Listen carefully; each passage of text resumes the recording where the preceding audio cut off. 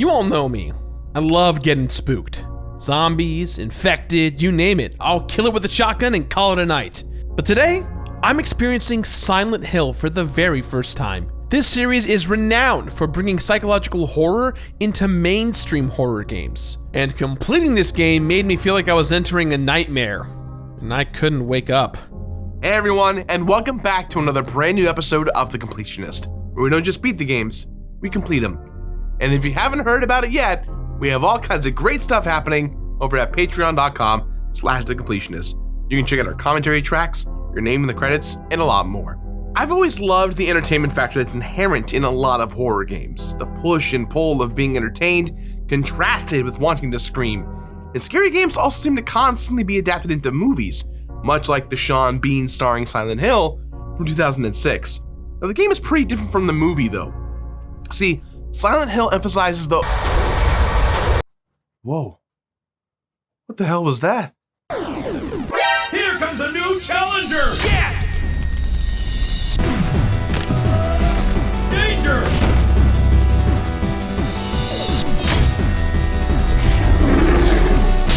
Perfect!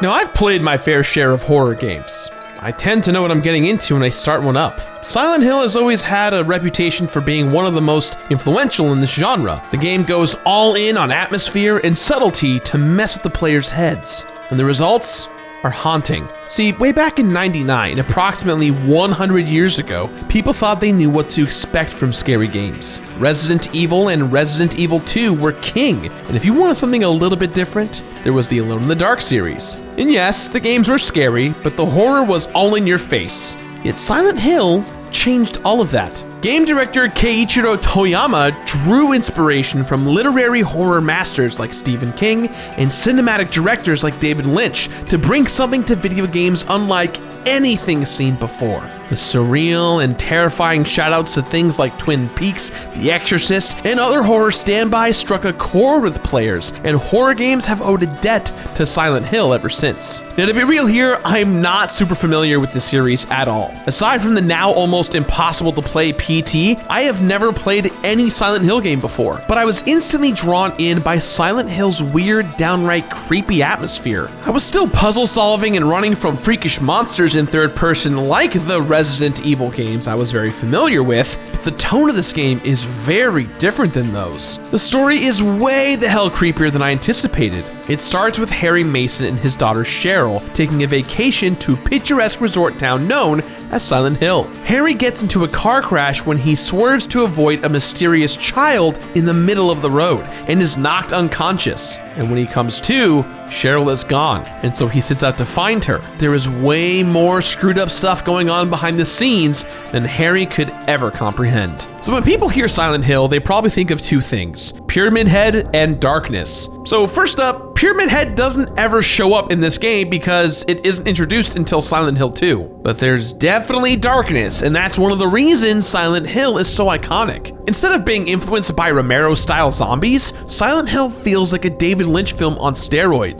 Not to go on a tangent about my credentials here, but I have played what feels like a Haunted Mansion's worth of horror games in my lifetime. I've seen some pretty messed up stuff in terms of gore and plenty of disturbing plots, but Silent Hill does things totally different than what I was used to. It gets under your skin and into your mind. Silent Hill straight up does not care about a lot of things that make video games satisfying. It is often stilted and sluggish, where other games are snappy and quick. Look at what else came out in the year of 1999. Super Smash Bros. 64, Mario Party, Tony Hawk's Pro Skater. Silent Hill is essentially the opposite of those. It set a new standard for psychological horror that other games are still trying to grapple with.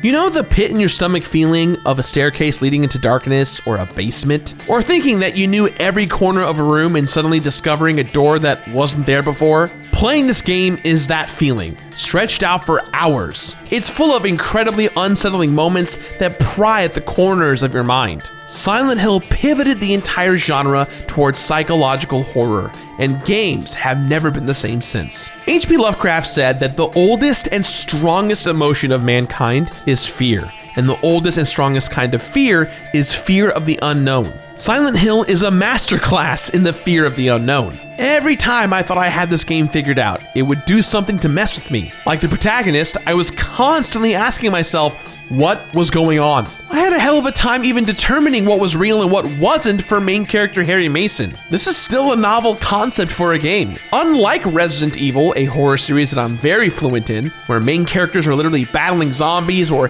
trying to escape terrible situations, Silent Hill opts for a more subtle approach. The horror is less overt, but it's just as terrifying. It's easy to see the impact Silent Hill had on horror games going forward. Games like Eternal Darkness for the GameCube went all out in breaking the fourth wall to mind with players. Modern classic Until Dawn basically lets players direct a horror film themselves, where the player characters are just puppets. But Silent Hill messed with me in ways I didn't expect. There are unknown things going on behind the scenes in this game. Whereas a Resident Evil game might position certain plot developments as a twist, in Silent Hill, they're presented as inevitabilities. Look, I'm pretty familiar with story structure in games and films, but a lot of this game kept me guessing because of the sheer surreality of everything. There's a sense of doom and foreboding that bleeds out of this game. Okay, so I hate to make the comparisons, but in Resident Evil games, even the bleakest situations tend to work out for our main characters. Sometimes they even get to ride away into a sunset on a jet ski.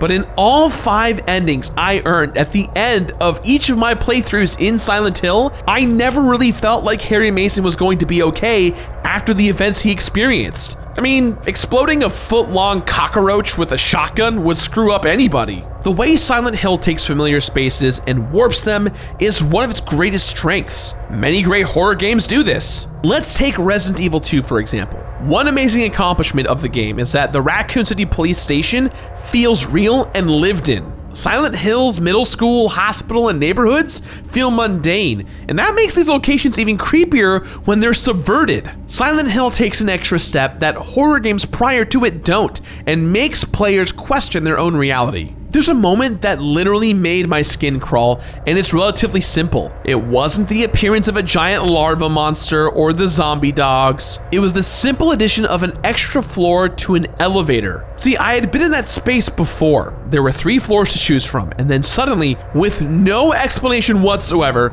there were 4. For some reason or other, this completely f***ed me up. Something that I knew to be true wasn't anymore. Even the riddles in this game screwed with my expectations. They follow their own bizarre nightmare logic. Some puzzles could only be solved by rigidly doing things in a certain order. Like a key wouldn't spawn unless I examined one item before another, even if I knew where it was supposed to be from having played the game multiple times through. And it isn't just that the puzzles and riddles are difficult, it's that reading them out loud sounds like goth poetry. Darkness that brings the choking head. Flames render the silence, awakening the hungry beast. Open time's door to beckon prey. What the f***?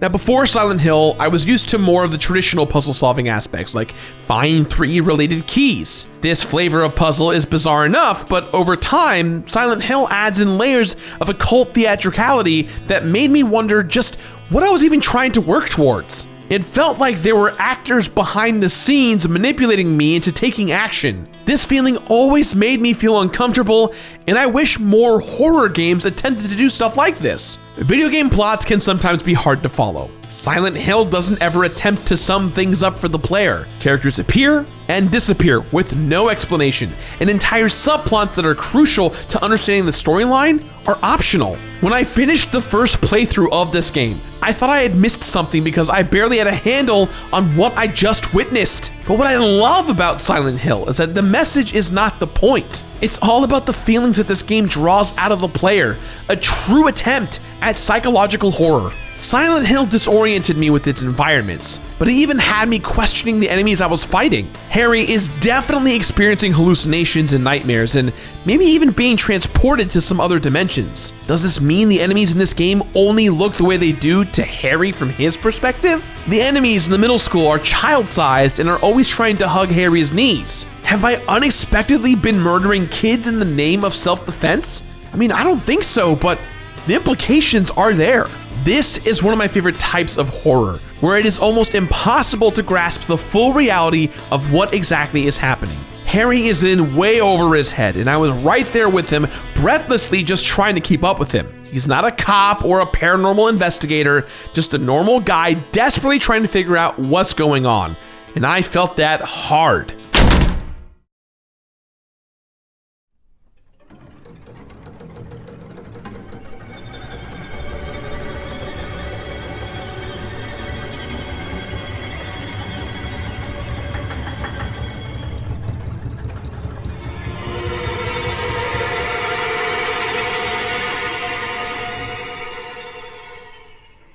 Come play with us, Gerard, forever and ever and ever and ever and ever.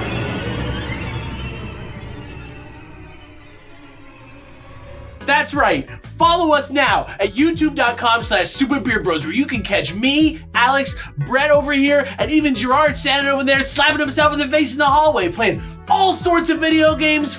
We played Bloodborne, we played Ghostbusters, we played Transformers, and we're about to start playing Pokemon Platinum all together. So come on down.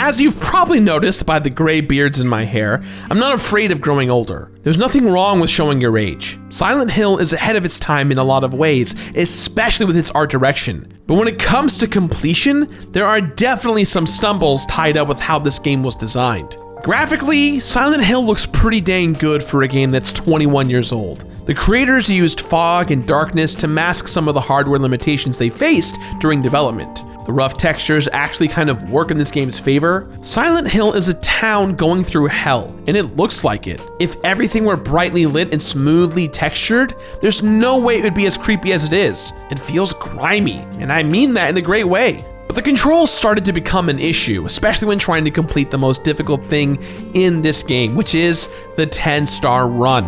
Now look, I don't know who the culprit is, but someone, somewhere, decided that survival horror game players will be graded at the end of their playthroughs. It makes me feel like a puppet being controlled by strings because I have to jump through insane hoops to get the best grade. To earn 10 stars, I played Silent Hill so much that I saw it in my dreams, or more accurately, my nightmares. For the uninitiated, Silent Hill uses tank controls with a fixed camera. Harry moves according to the direction he's facing. It's also difficult to pick up items or open doors unless you're exactly in front of them because of the interact button. Now, none of this would be an issue if it weren't for the fact that we had to do these 10-star run attempts. There are such extremely specific time requirements that every time I wasted a few seconds trying to pick up a health drink, I started to sweat. It's definitely a little clunky to play, but it's also an incredible testament of how to make an immersive horror game in 1999.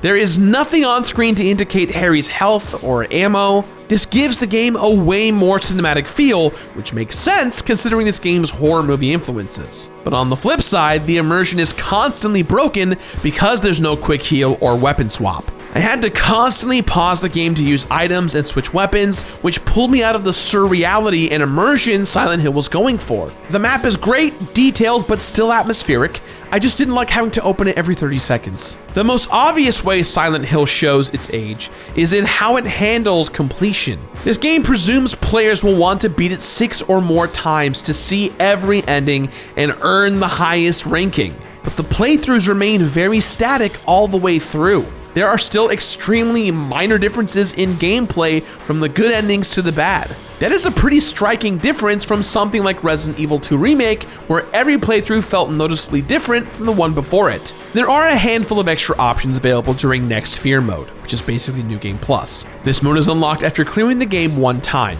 The most valuable extra option is definitely Bullet Adjust. This option is essentially an ammo pickup multiplier. For every successful playthrough on file where you unlock a new ending, you can ratchet up the bullet adjust another number. And by playthrough 3, I was finding dozens of handgun bullets or shotgun shells just from one pickup. This is a game changer and was really helpful in Next Fear playthroughs where I needed every bullet possible to combat the ever-growing horde of demons. Monsters? Apparitions. Still not sure what I'm shooting at exactly. All of my playthroughs earning the 5 different endings were essentially practice for my attempts at a 10-star run. This run is a combination of every difficult thing you can do in a survival horror game. Only 2 saves, an hour-and-a-half speed run, find every weapon, kill a certain amount of enemies with high accuracy, and earn the good plus ending. It's a beast. Modern games still do these kinds of things, but it's incredibly difficult in this game because of the clunkiness of the controls. This run is a very different way to experience Silent Hill, since I had to have everything stone cold memorized and basically juke my way around enemies. And after 5 playthroughs, I had the layout of the game pretty locked down. But Harry is just as fragile during the 5th playthrough as the first. I was constantly afraid of taking even the slightest bit of damage because I didn't want to start the whole game over again. Obviously, the fear of screwing up is real, but that only made my triumph that much more satisfying. I played by this game's nightmare logic rules, and I came out on top.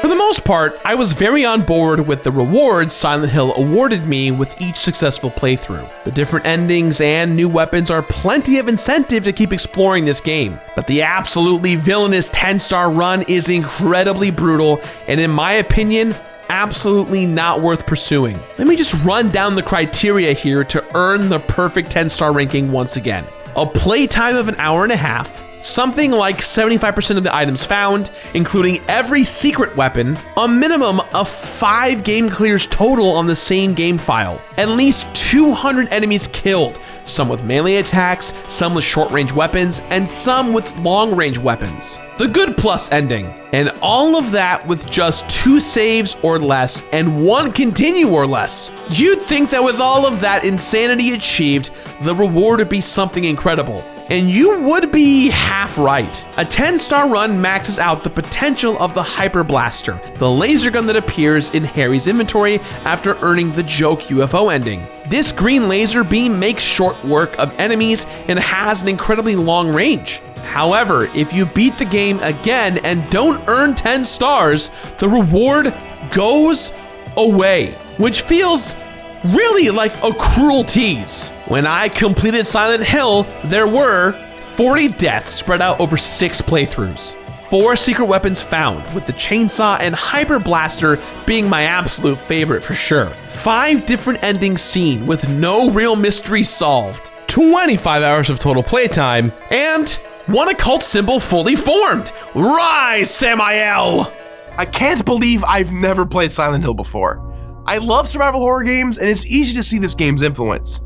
It's disturbing, and made me feel like I was hallucinating at times. But the bare-knuckle challenge of a 10-star run is real. The rewards of different endings and cool weapons are great up until then. But pushing myself to earn the 10-star run felt like way too much effort for such a little payoff. Silent Hill is at its scariest when it feels like it's messing with my head and emotions. The final reward in this game doesn't really contribute towards that in my opinion, but I still love seeing where some of the best trends in psychological horror began. So, with that in mind, guys, I give this game my completionist rating of finish it.